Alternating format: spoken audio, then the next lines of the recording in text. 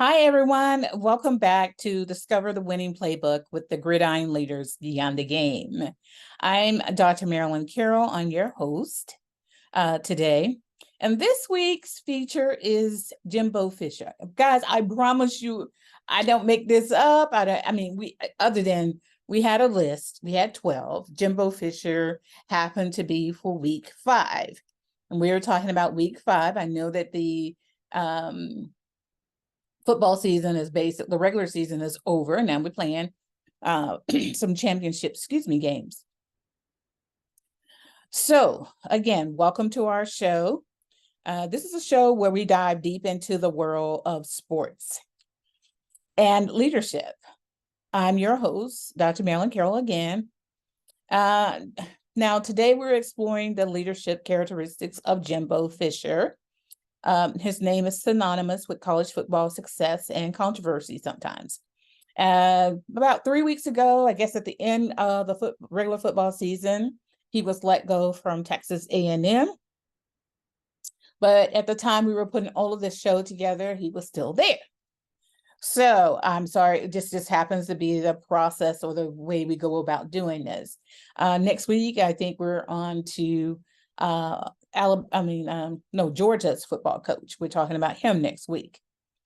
So in this segment, we're going to talk about coaching philosophy, his Jimbo Fisher's coaching philosophy and style, his success and challenges, player and staff perspectives, and the role in the environment of culture. Culture plays a huge role, as I've said over and over again, in sports and organizations, whatever we do. Culture is very important.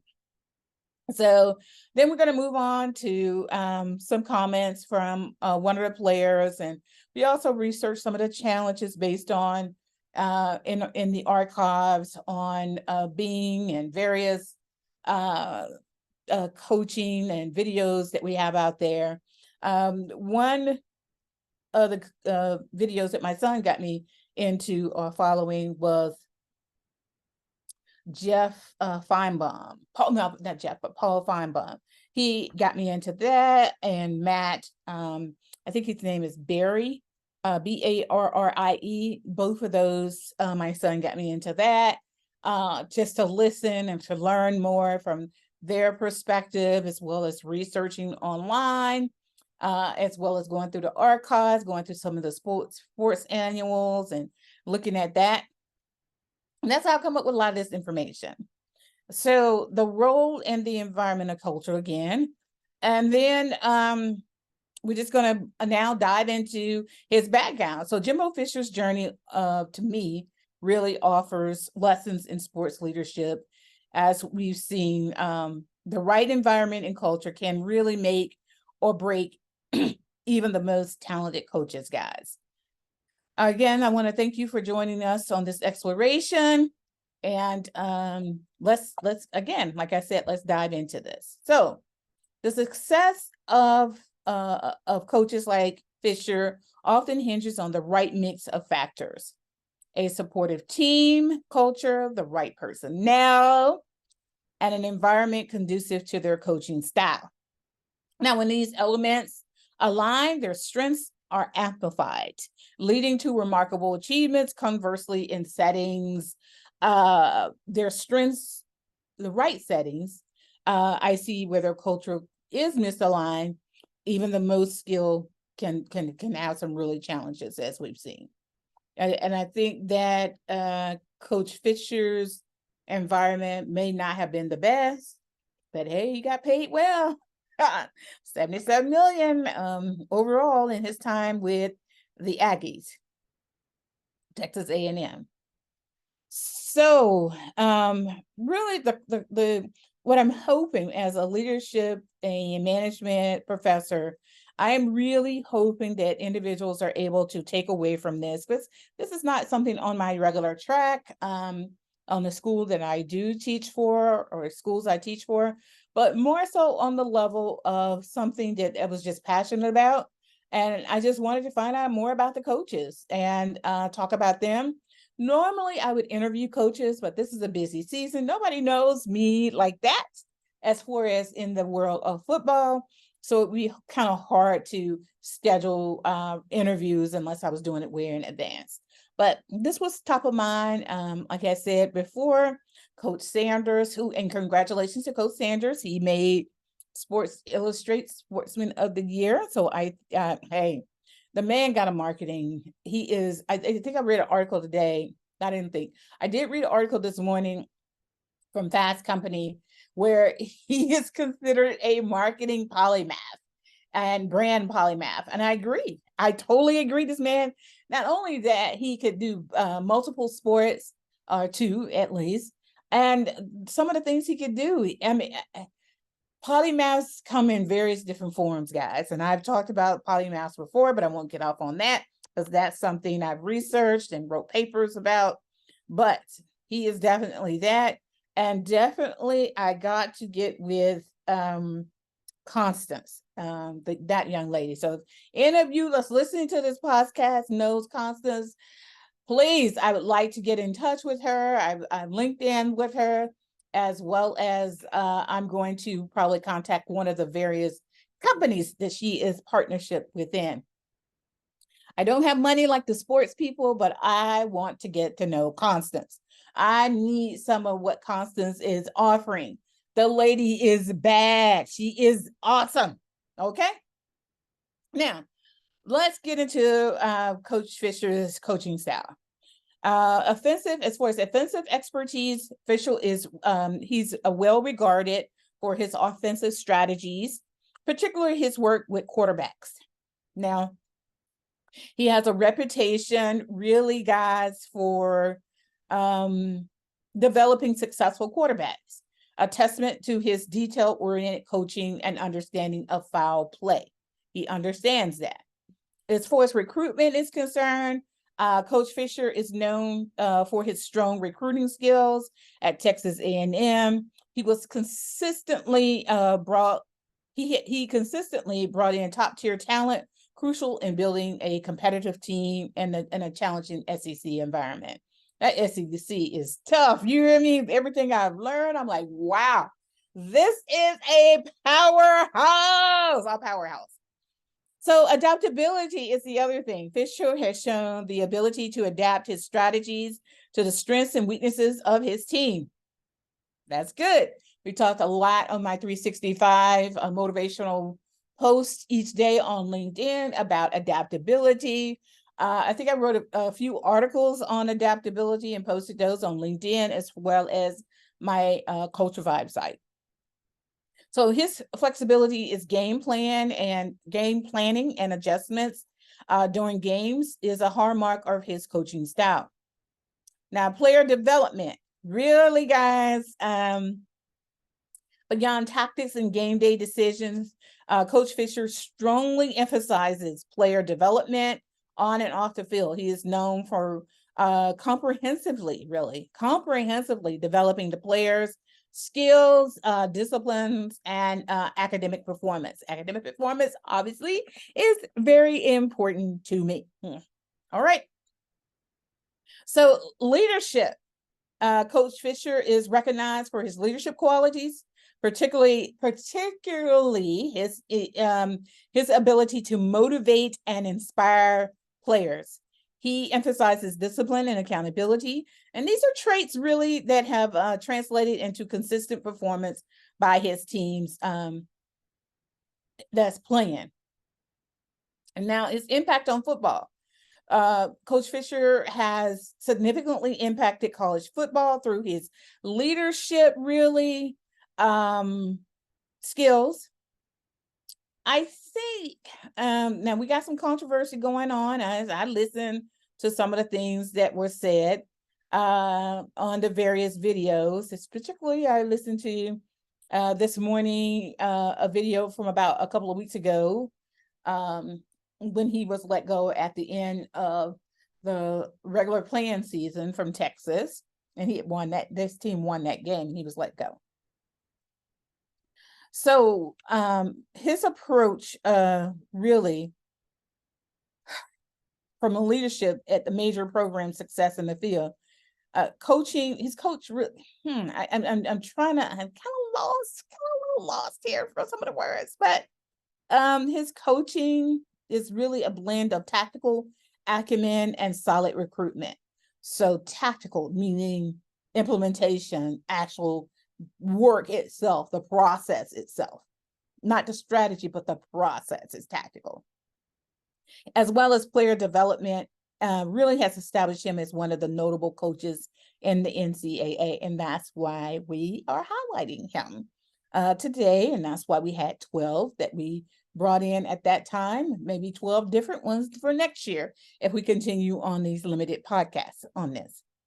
Under Fisher's guidance, programs have seen revitalization and success for the most part, but not until recently. Highlighting his effectiveness as a coach and a leader within the sport. His continued tenure at Texas A&M up until recently, watched closely by many college football as he aims to steer the Aggies to the forefront of the collegiate football landscape. That did not happen, so Aggies said, let's go. You got to go. And it's a tough world these coaches play in, guys. We give some people a lot of chances, but I do think that college football coaches, with the amount of money they make on their contracts, is a lot of money. So you can't wait too long. You in or out, because the alumni wants to win. They are the people that's putting up the money, and therefore they want results. All right. I know stock ownership, I don't think we take it as seriously.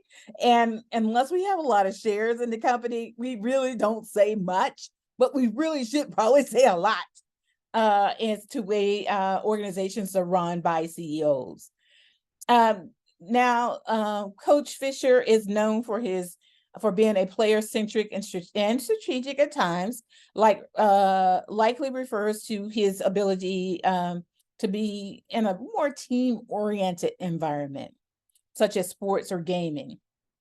Being player-centric, guys, means he focuses on his players' needs, development, and well-being. Sort of like as a professor, we're more student-centric now. We focus more on the student and what the students need. That's been a change over the years.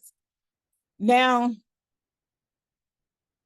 understanding each player's unique skills and challenges and tailoring his coaching to suit their individual needs can be a bit of a challenge. And I think for most, it takes a lot of learning and skill set, and possibly here too. I think this is why some people probably thought of him differently and things didn't go as they needed. Culture plays a role, guys. And as investigating Coach Fisher, I perceived that culture was a mixed match there. It was a mixed match for him at the Aggies. It was a mixed match with him with some of the coaching staff, the alumni. I saw a mixed match. I didn't see the people buying into his vision for a long time and enforcing it. I don't know how long you're going to give somebody when you're paying them an enormous amount of money to do things. So let's talk about emotional intelligence.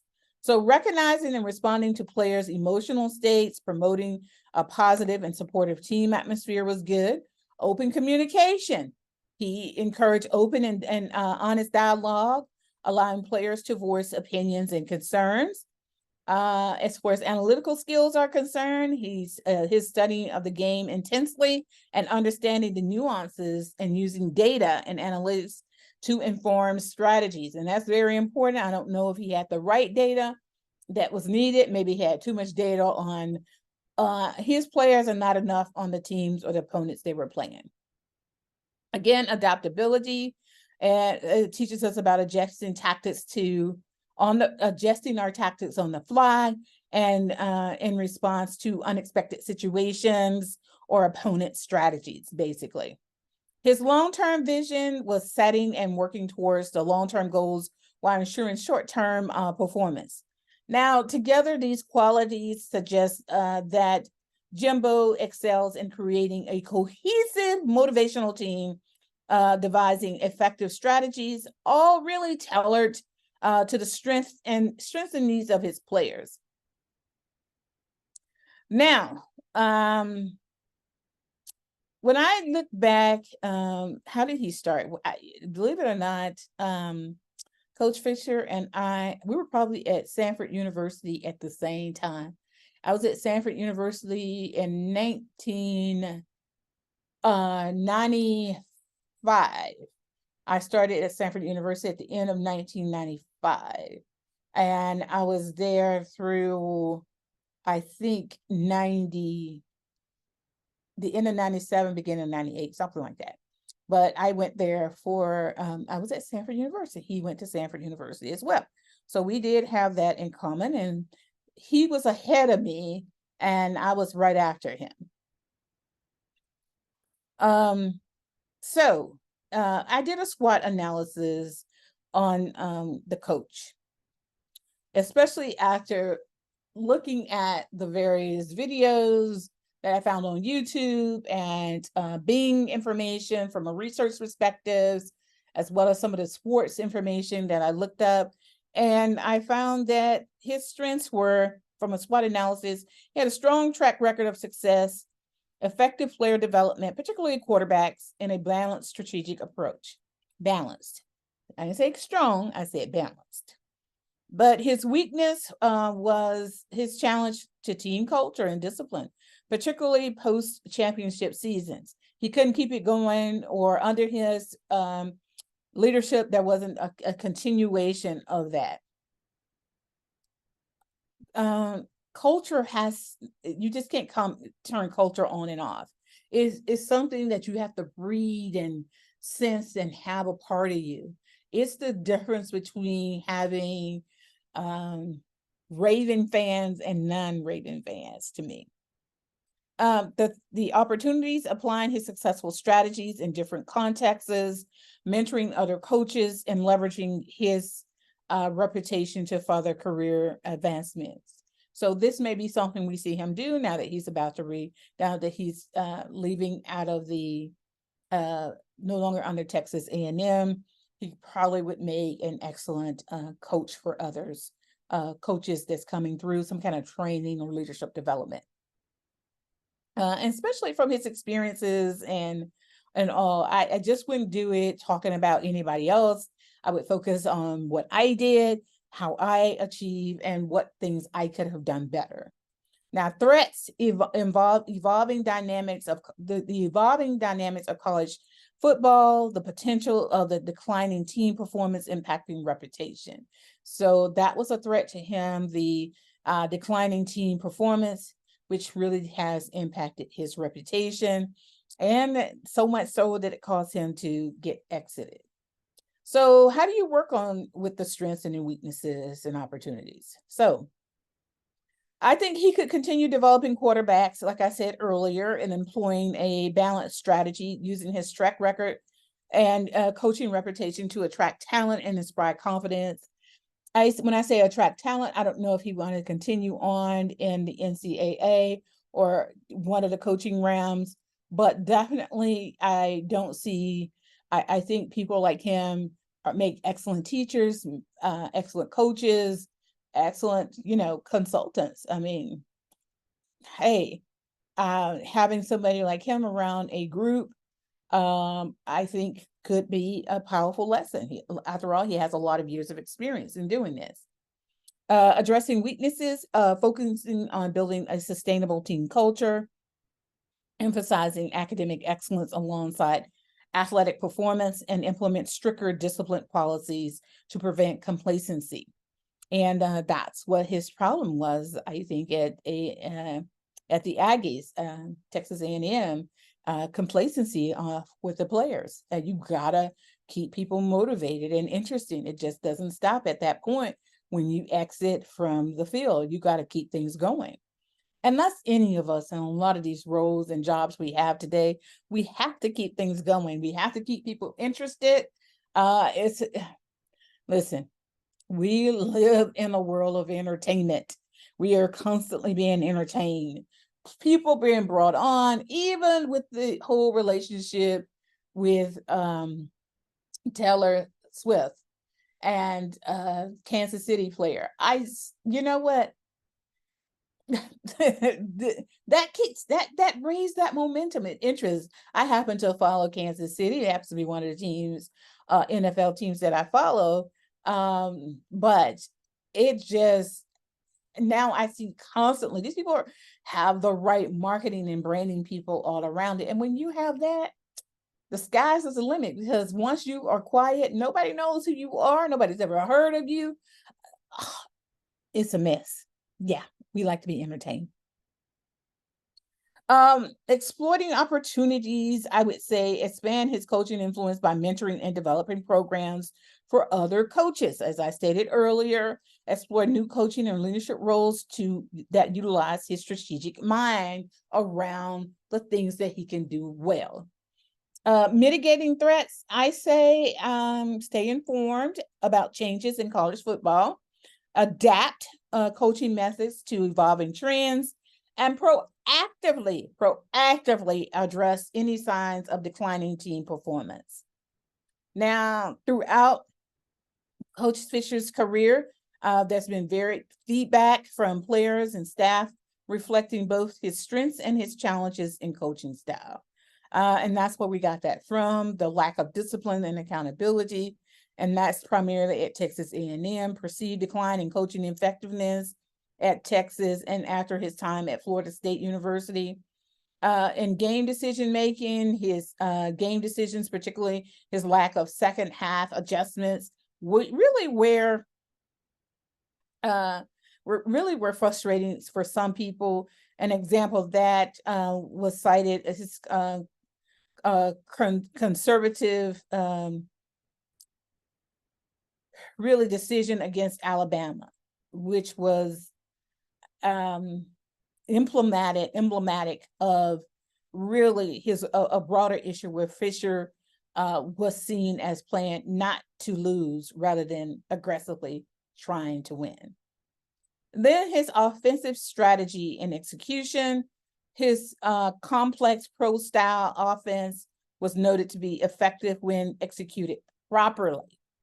Now, really, however, guys, there were challenges in really execution due to the constant changes in player personnel and the need for a complete control given to the offensive coordinator, Bobby, I think his name was Bobby Petrito.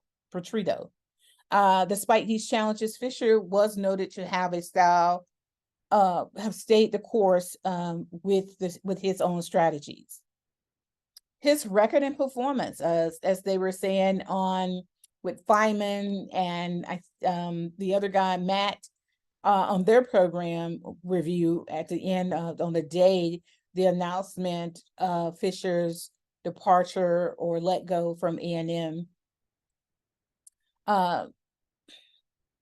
His pro style really sometimes interfered. His record was mixed with a 45-25 record, including less impressive 27-21 a record in SEC play. So he had a 45-25 versus a 27-21. That's deep. While showing some success, this record also highlights areas where improvement were expected but not fully realized. And I think that's why we came up on that. So let's bring this around to players. Fisher's strategic, player-centric strategies. If I look at a business scenario, human resources development and strategic planning, I talked a lot about that on one of my, maybe we haven't produced that article yet. It's been written, but I know I reviewed it and put some final touches on it, but I don't think we implemented it, put it out for others to read. Guys, employee growth is very important for companies. And having a player-centric or employee-centric business ensures that each team member's skills are nurtured and aligned with the company's strategic objectives. And that's a big role that HR plays, especially from a cultural standpoint as well. I also say that Fisher's having a leadership workshop, one of strengths and weaknesses analysis. I think that's important. I do a SWOT analysis all the time on myself. I do a SWOT analysis on myself against what I'm about to do. I understand my weaknesses going in. I let others look at it or do a SWOT analysis on me. I understand things as I go. I don't need to find out later on. That's a harsh reality, to find out something after I put it in so much. And a lot of times you will see me change up and do something else because I've gotten the feedback that that's not working, and there's no need to keep going in a particular direction if it's not working. I did get a great comment, or find a great comment, that Derek Lucas, he was a former tight end at Texas A&M, made about Coach Fisher. He said, Coach Fisher was always player-centric. He believed in harnessing individual strengths for the team's success. This philosophy has guided my management role, ensuring I play to my team's strengths to achieve collective success. And I thought that was great. And so that was definitely something that Coach Sweeney demonstrated throughout his career with his players. So in all, Coach Fisher, I said Sweeney, I'm sorry. Coach Fisher was I talked about Sweeney last week, so I'm sorry. But Fisher was very focus centric. When he faced fires, he adopted that back to that player centric approach. You know, we go with our strengths. Whenever something happens, we tend to lean towards our strengths, which is the best way of achieving success. A lot of times, but along with achieving that success with our strengths, we have to have others that complement our weaknesses, so that our weakness won't overturn our strengths. And sometimes when we don't have that, I know that I have a weakness in marketing and branding, for example. I've got to get some help. I have to get to know Constance and what she has, or her recommendations around someone who can really help me. That's a weakness of mine. And I have great content. I know that. I'm well studied, well positioned to implement on other things. And there's just no way I shouldn't be farther ahead than I am on my trajectory of where I should be, not where somebody else wants me. And so I think the same thing happens to many leaders. They're not where they want to be. But for the main part of that, I just don't see that they've surrounded themselves with the right people, with the right skill sets, and the right time.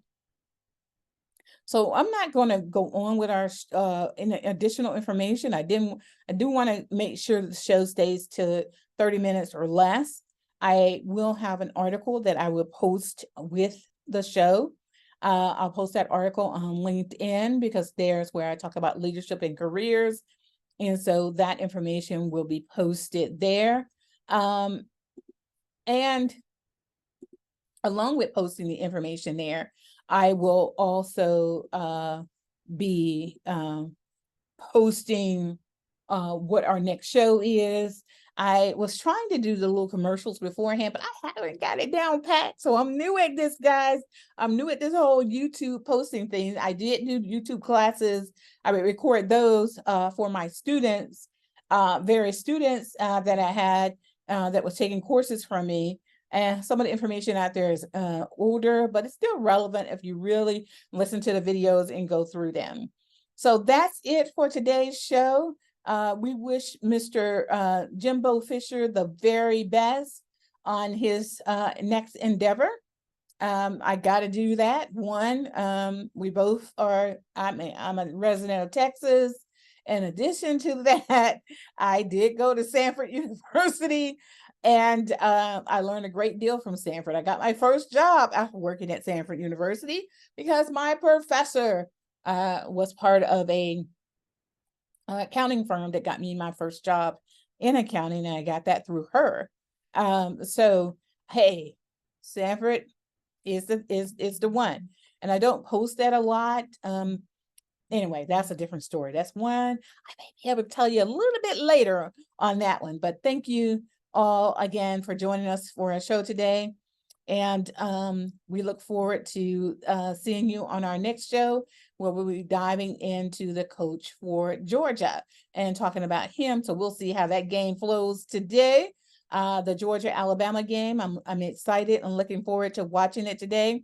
So I recorded my show a little bit earlier, as well as some of the other things I wanted to get out of my way, because I wanted to make sure I was spending time watching that ball game today. But that's it for today. Take care, and we look forward to seeing you on our next show. Take care.